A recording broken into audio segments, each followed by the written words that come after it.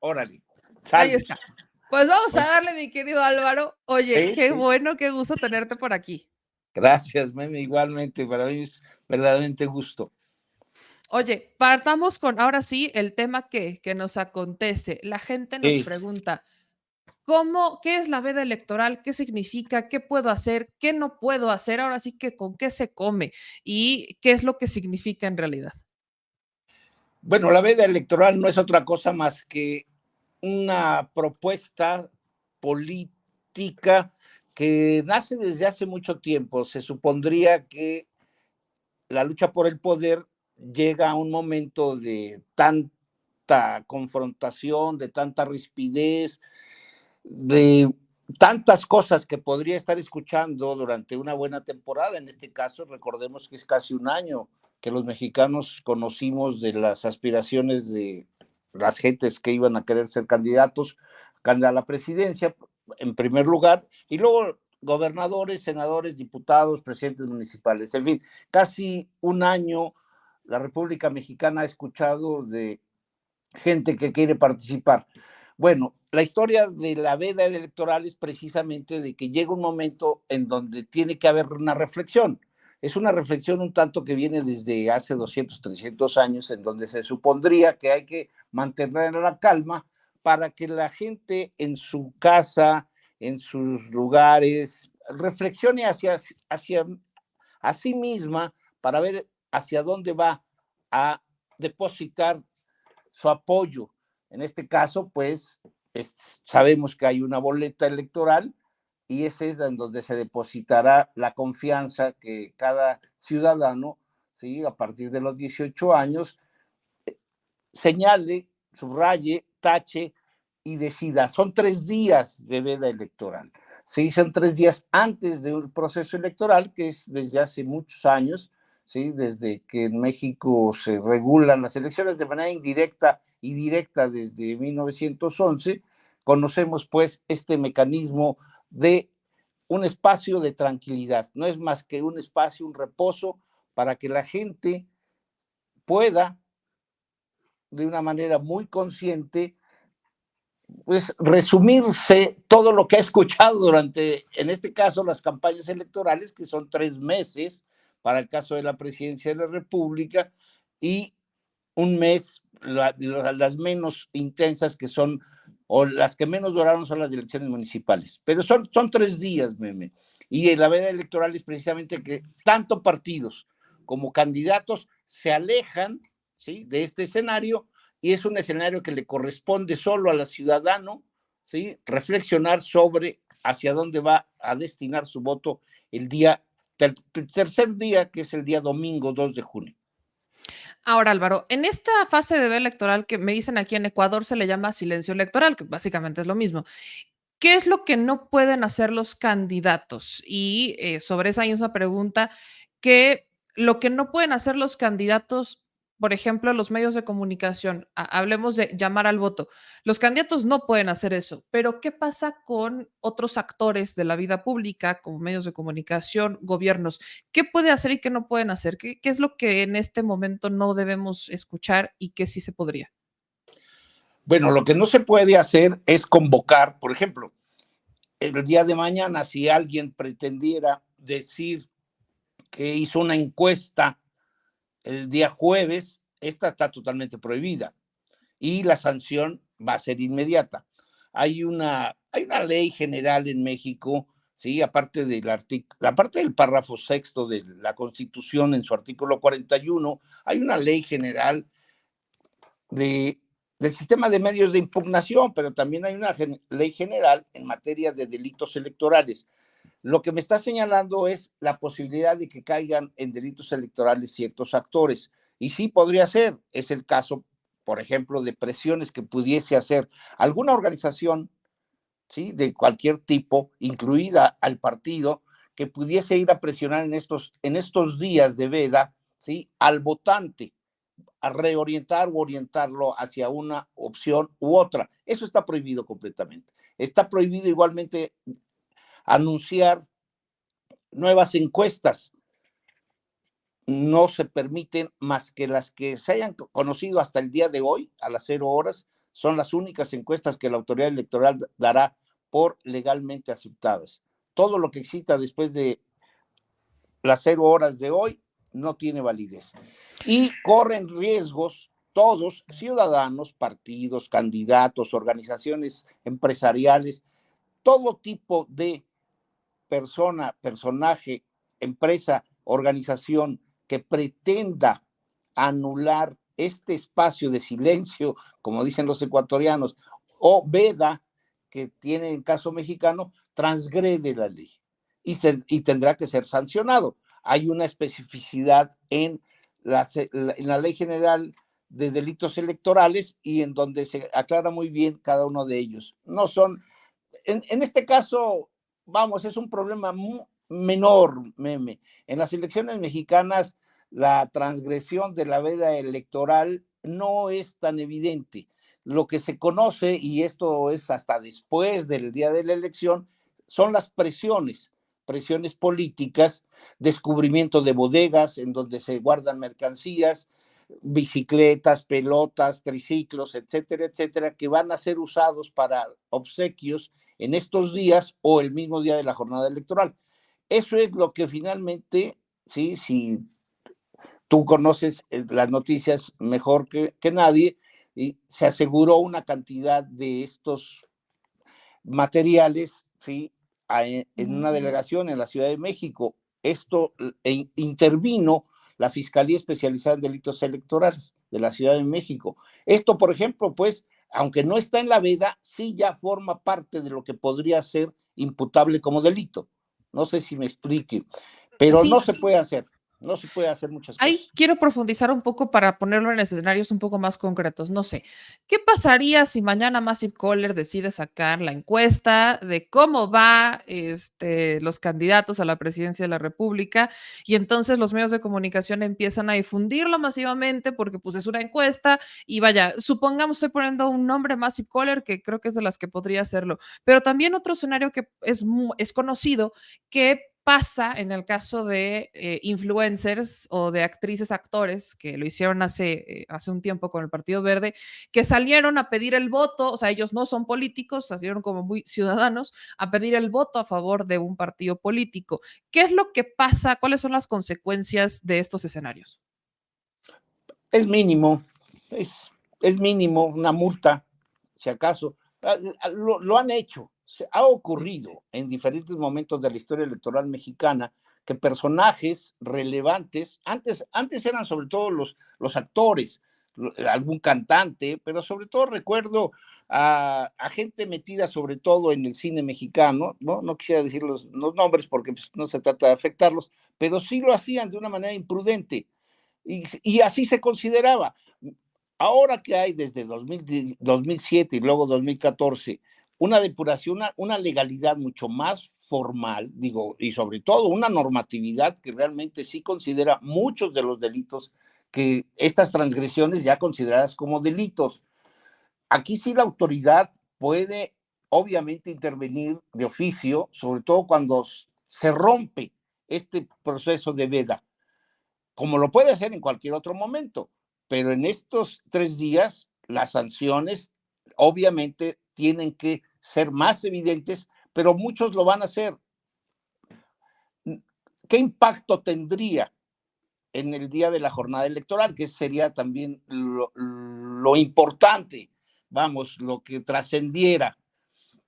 Vamos a suponer que el arzobispo primado de la Ciudad de México, el de Zacatecas o el de Guanajuato, o el que está muy activo, el de Guerrero, dijeran, señores, el domingo no voten las señoras o no voten los hombres. Bueno, pues ya expresará su opinión, será sancionado, si es que la autoridad lo considera, ¿sí? Y se acumulará en todo caso, ¿sí? Todo depende también de a qué partido se oriente. Si el sacerdote o el arzobispo, la persona X, el artista, el cantante, ¿sí? Dijeran, dijeran el nombre de un partido político, ¿sí? Pues igualmente será sancionable, no el partido. El partido no tiene por qué ser sancionado si ese personaje no está ligado a la organización partidista. Solo si estuviese ligado, entonces habría una sanción al partido, obviamente, y fuerte. O la inhabilitación en el caso de un funcionario público que igualmente transgrediera, ¿sí? Pero, meme, en estos casos, en estos días, no, eso no es lo fundamental en las violaciones electorales. Lo fundamental está en el día de la jornada electoral, ¿sí? Y sobre todo en el aspecto más importante del tema de la judicialización de las elecciones, ¿Qué pasa ahí? el rebase de topes de gastos de campaña. Y quiero justo, o sea, ya que hablamos de esta parte, la gente nos preguntaba, pues, ¿qué puede pasar? Pues, una multa, ¿no? Y Una muchos multa. partidos les vale. Ahí tuvimos al Partido Verde que le vale un cacahuate, que de hecho tiene así como en su lista de gastos, tiene cuánto va a gastar en multas, ¿no? Ya lo Sí, tiene, y no solo el sí. partido, sino muchos otros. No, Pero pero recuérdale a la población que en el caso, por ejemplo, de transgresión a la ley, en las elecciones de 1994, ¿sí? En las elecciones presidenciales del 94, el PRI transgredió la ley y fue multado por 500 millones de pesos. El Partido de Acción Nacional fue multado por 300 o 400 millones de pesos, ya no recuerdo. Sí, porque ese fue el dinero que de manera ilegal e ilegítima puso, en el caso del PRI, Pemex a través del sindicato, y en el caso de Fox, los amigos de Fox en el 2000 lo hicieron. Y la sanción fue solamente económica, monetaria, de tal manera que podías violar la ley en cualquier momento y lo único que hacía la autoridad era multar, ¿sí? Fue de risa. Cuando las elecciones en el 94 era fácilmente para poder anular la elección presidencial del 94, Goldenberg y compañía lo único que hicieron fue sancionar, ¿sí? Y considerarlo un delito grave y multarlos con 500 millones de pesos. El PRI se reía y se sigue riendo de aquella sanción. Entonces, de ahí pues que haya habido muchas presiones desde entonces para que la ley general de medios de impugnación y los delitos electorales se hayan, sí, puntualizado y precisado mejor. Pero lo que ok. sí es cierto que tenemos que decir y ahora sí que aplaudir al Poder Legislativo cuando se hizo fue precisamente señalar en qué momentos puede ser considerado de gravedad, ¿no? La transgresión en los procesos electorales. Y es precisamente lo que te decía, que es el párrafo 6 romano de la Constitución Política en su artículo 41, que te cito textualmente para que la gente también entienda, ¿sí? Dice que la Constitución nos dice, la ley, que en este caso es la ley de procedimientos electorales, establecerá el sistema de nulidades en las elecciones federales o locales por violaciones graves, dolosas y determinantes en los siguientes casos. A, se exceda el gasto de campaña en un 5% del monto total autorizado. B, se compre o adquiera cobertura informativa o tiempos en radio y televisión fuera de los supuestos previstos en la ley. Y C, se reciban o utilicen recursos de procedencia ilícita o recursos públicos en las campañas. Dichas violaciones deberán acreditarse de manera objetiva y material. Se presumirá que las violaciones son determinantes cuando la diferencia entre la votación obtenida entre el primero y el segundo lugar sea menor al 5%. Ahora, Esto es lo más ok. importante, Memo.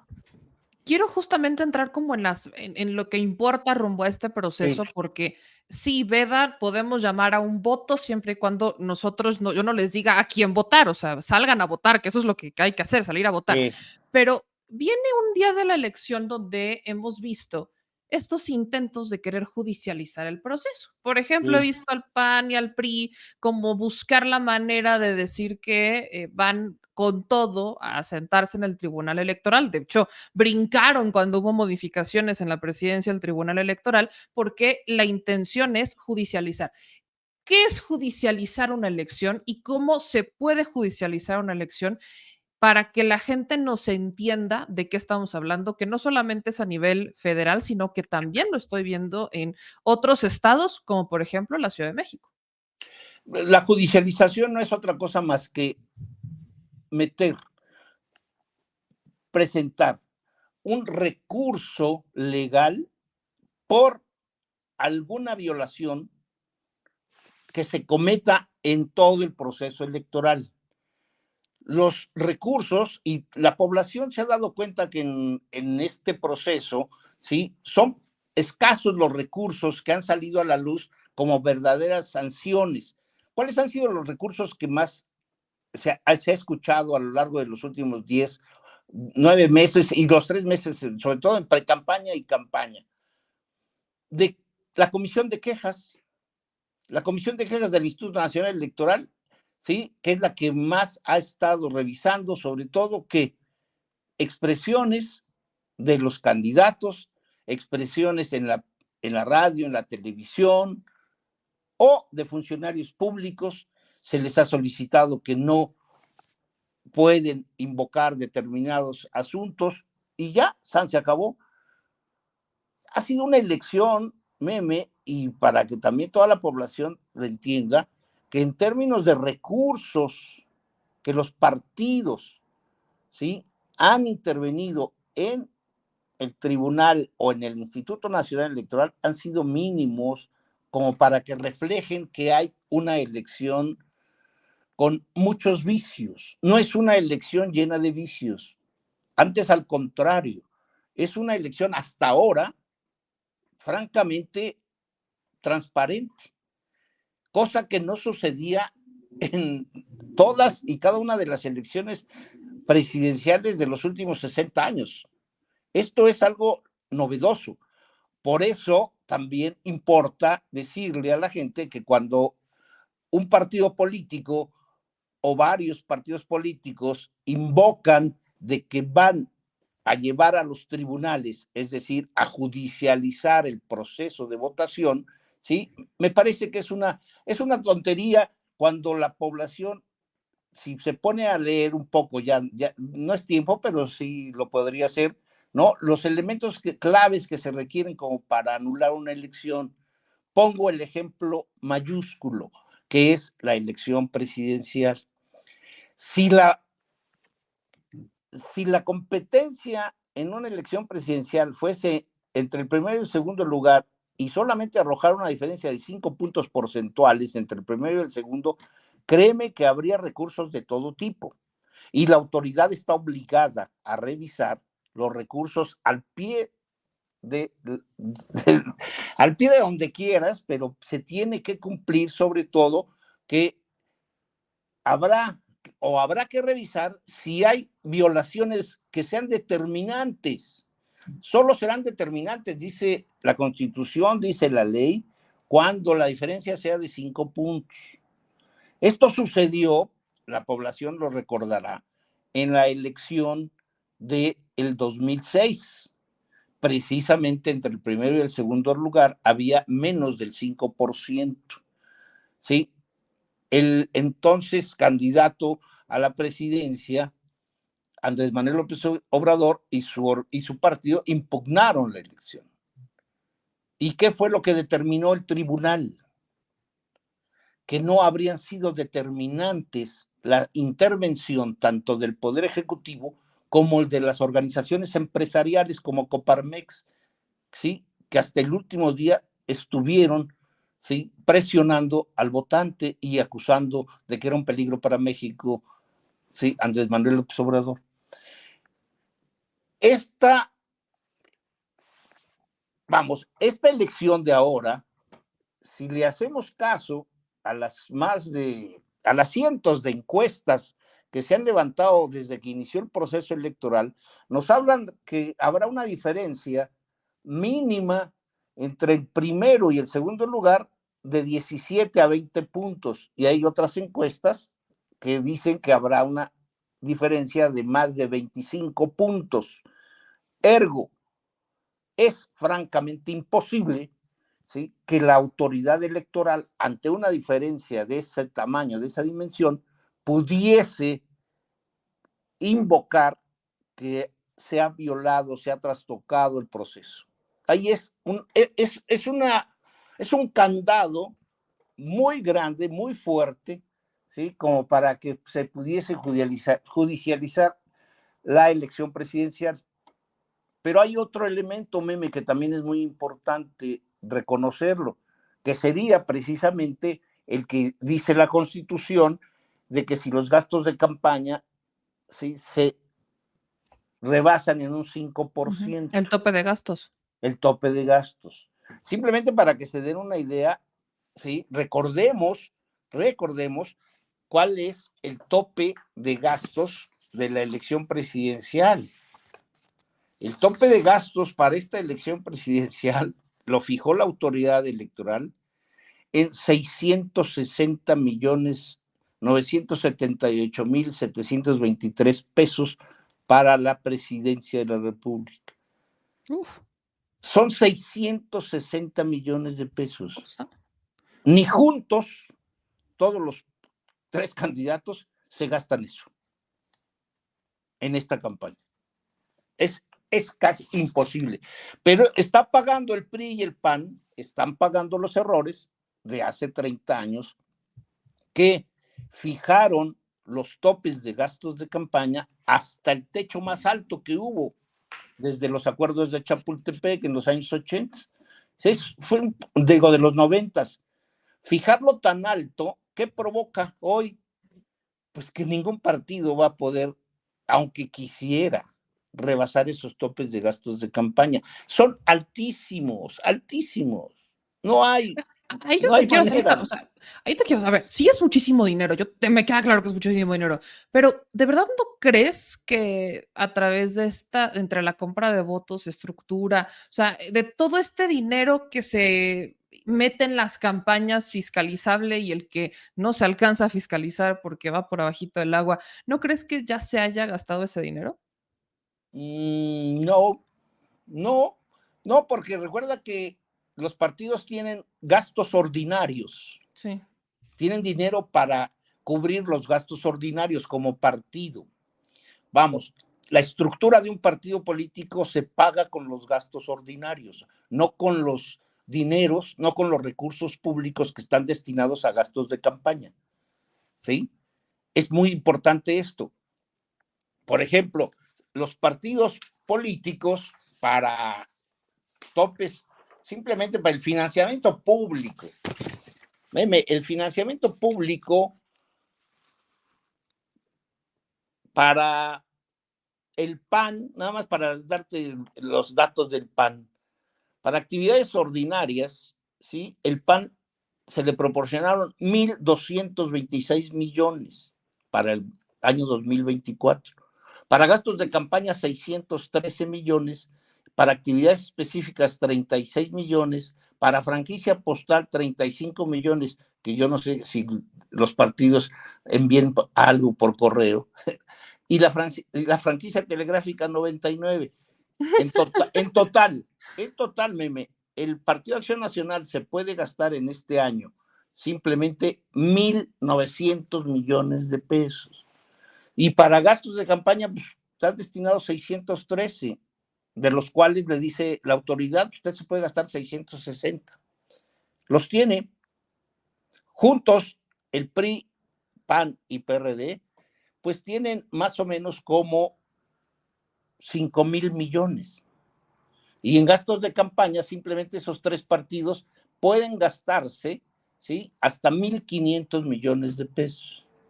Es un lanal, es brutal. Es precisamente por eso la oposición a la reforma electoral que propuso López Obrador hace 2 años. Precisamente por eso. No querían que se les restringiera un centavo, que son millones y millones de centavos. Entonces, para que un partido en esta elección viole o rompa los topes de gastos de campaña, pues es casi imposible. Porque tú misma lo has dicho, los gastos ordinarios son de otra bolsa y los gastos de campaña, para que te gastes 600 millones de pesos en 3 meses, pues créeme que es una locura. Es una locura gastarse 5 o 6 millones de pesos. Si ya compraste todos los plásticos, La autoridad electoral tiene el monopolio de la transmisión de spots. ¿En qué te los gastas? Suponiendo en comprar voto. ¿Dónde lo compras? En los lugares en donde tu adversario es más fuerte, te sale carísimo. Sí. Es casi imposible. Entonces, Ahora, quiero, rebasar los topes de gastos de campaña va a ser imposible que se judicialice.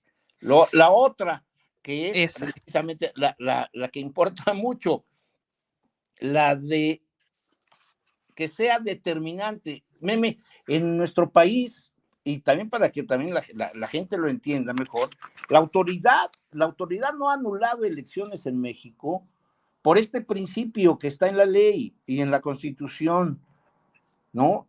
De que los hechos, a ver, que los hechos sean determinantes para el resultado de la votación, ¿sí? Es lo que dice la ley.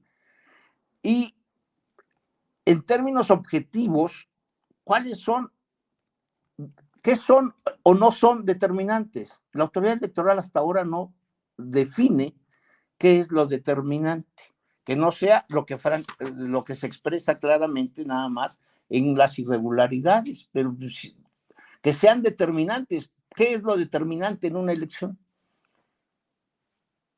El rebase de gastos, de topes de gastos de campaña, sí, son tan altos que no los pueden rebasar. La otra, hay un aspecto que sí puede ser utilizado por el Tribunal Electoral, por el Instituto Nacional Electoral. Nos dice también la ley, en el caso de la elección presidencial, si no se instalan el 25% de las casillas en todo el país, se anula la elección. Pero para que no se instalen, son más o menos 170,000 casillas, ¿no? El 25% pues resulta verdaderamente altísimo para que no se instale. La autoridad electoral tendría que ser la responsable de no instalarla, pero ahí no se puede anular una elección. Eso es otra cosa. Que puede pues, ser por violencia, ¿ve? El 25%. En la elección presidencial, en la elección de diputados y en la elección de senadores, como en la elección de los gobernadores, es el 20%. Para que estas casillas no se instalen, también es algo casi verdaderamente imposible. Nunca se ha presentado el caso, nunca, nunca. Entonces, Ahora, ahí perdón que te interrumpa porque justo es esta parte. Básicamente es la única alternativa que hay para judicializar no es que se rebase el tope de gastos de campaña, no va por ahí, sino que no. sería quizás el tema de anular una elección por el tema de la violencia, pero tendría que ser en un porcentaje alto, o sea, estamos hablando de 25%. En la presidencial. En la presidencial, ¿esa condición la ves viable? No, Incluso quiero acotarlo todavía más a este contexto. Yo veo que quieren jugar mucho con reducir el margen, que bueno, no vemos que se cierre la brecha entre Claudia y Xochitl, pero están jugando mucho a que se cierre la brecha. ¿Qué es lo que pasa? La intención sería cerrarla a un punto que sea menos de 5 puntos como para tener la viabilidad de judicializar, por ahí va. sí, sería la única manera es de que sea menos de 5 puntos, entre 1 y 5 puntos, 5% máximo. Si existe eso, te podría decir, es lo que tal vez ocurra solamente en una entidad y en la elección de gobernador en Guanajuato. Ok. En Guanajuato, que es donde hay un empate técnico hasta ahora, ¿sí? En donde está, según la encuestadora, ¿no? Uno u otro, o una u otra coalición ganarían con menos del 5%. Entonces, esa entidad posiblemente sí llegue a los estrados del Tribunal Electoral. Aquí Todas lo las que te demás no. quiero, con las demás no ves no ves manera que eso pase. No, no, a lo mejor en Jalisco, pero no creo, no creo, porque finalmente ahí el PRI y el PAN ya no tienen existencia, entonces sería Movimiento Ciudadano, pero yo pienso que el ganador o la ganadora en Jalisco lo van a reconocer de inmediatamente. Digo, el Ahora, perdedor, ¿no? bueno, ahora quiero ir con esta última pregunta, Álvaro, y te agradezco infinitamente que me acompañes, independientemente ya de tus reflexiones de cierre, pues. ¿Qué puede o no hacer la gente cuando vaya a votar? Por ejemplo, me preguntan mucho si pueden llevar su pin de AMLO o un AMLito, o que si pueden llevar colores o motivos o cosas que aludan al movimiento o el partido por el que quieren votar. ¿Qué es lo que no debemos hacer cuando vamos a votar y qué sí podemos hacer cuando vamos a votar este próximo 2 de junio? Bueno, tú lo acabas de mencionar, precisamente lo que no se debe hacer. Ok. No se debe hacer esto de llevar un lambrito, porque finalmente el representante del PAN o del Partido de Revolución Institucional o del Partido de la Revolución Democrática, lo primero que van a hacer es invocar una intervención del partido Morena en la elección y van a relacionar, ¿sí? Que ese, ese monito, esa caricatura, ese pegote, lo que tú quieras, ¿sí? Es el símbolo de un partido, aunque no lo sea, porque lo único que está registrado ante la autoridad electoral es el lema, el logo, ¿sí? Mientras, mientras la gente pueda demostrarle, pero para esto es una discusión enorme y entonces las colas pueden ser más fuertes y la gente quiere votar. Entonces la gente quiere votar en paz, vamos a votar en paz. ¿Para qué provocamos nosotros mismos llevando este tipo de pegotes? ¿Qué queremos hacer? Queremos impresionar que queremos votar por Xochitl y llevamos una, no sé, lo que quieran, un logo del PAN. ¿Para qué? Eso son solo ¿Colores? provocaciones, son colores, no, los colores no están prohibidos. Ok. Sí, yo me puedo ir de rosa, de blanco, de rojo, de amarillo, y eso no tiene nada, no hay ninguna connotación de violación electoral. Lo que sí tiene connotación es más las figuras, ¿no? O sea, la foto de un candidato, la foto del presidente, eso sí va, tal vez no sea determinante cuando llegase, por ejemplo, el recurso al escritorio del magistrado electoral. El magistrado electoral va a decir esto no tiene nada que ver con una violación, no tiene nada que ver con las garantías ni con las impugnaciones normales, ¿sí? Pero, ¿qué sucedió? Posiblemente la casilla retrasó 2 o 3 horas, se desalentó a la población a que no votara, ¿sí? Y eso es lo único que podemos provocar. Si, si lo que queremos es de que todos voten de manera pacífica y ordenada, bueno, pues no provoquemos, ni permitamos que nos provoquen, porque puede ser al revés. Uh -huh. Eso también podría suceder, vamos, digo, no, de un bando o el otro. Yo creo que aquí lo que se tiene que hacer es tener, ojalá en todos lados del país los hubiera, no los hay en todas las casillas electorales, personal con criterios racionales, objetivos y que pare inmediatamente cualquier tipo de tonterías como estas. Álvaro, quisiera cerrar con esto y preguntarte, ¿cuáles son tus reflexiones sobre este proceso? Ahora sí que, ¿cuál es ese gran consejo electoral que podemos hablar o este gran consejo rumbo a una elección importantísima donde es más de 20,000 cargos se van a modificar, diputados, senadores, diputados locales, regidores, presidencias municipales, gobernadores en 9 entidades, presidencia de la República? O sea, estamos hablando de un montón de cosas. ¿Cuál sería ese gran consejo y ese gran análisis todavía que lo podemos hacer antes de entrar formalmente en una veda? Ahora sí que soltémonos como no hay, como se puede y debe hacer, ese gran consejo, esa gran reflexión ya pues de este proceso como tal. Mira, yo creo que habría que valorar precisamente sobre el proceso electoral varias cosas. Por primera vez en la historia electoral mexicana no hay recursos públicos federales en la elección. Número dos, todos los partidos políticos tuvieron garantías, ¿sí? Que pudieron resolver en cuanto a reuniones, mítines, tocaron puertas, no tocaron puertas, hicieron todo lo que se puede pensar que se debe hacer en la lucha por el poder. Los derechos humanos en este país fueron respetados para todos. No hubo inclinación ni mucho menos desigualdad.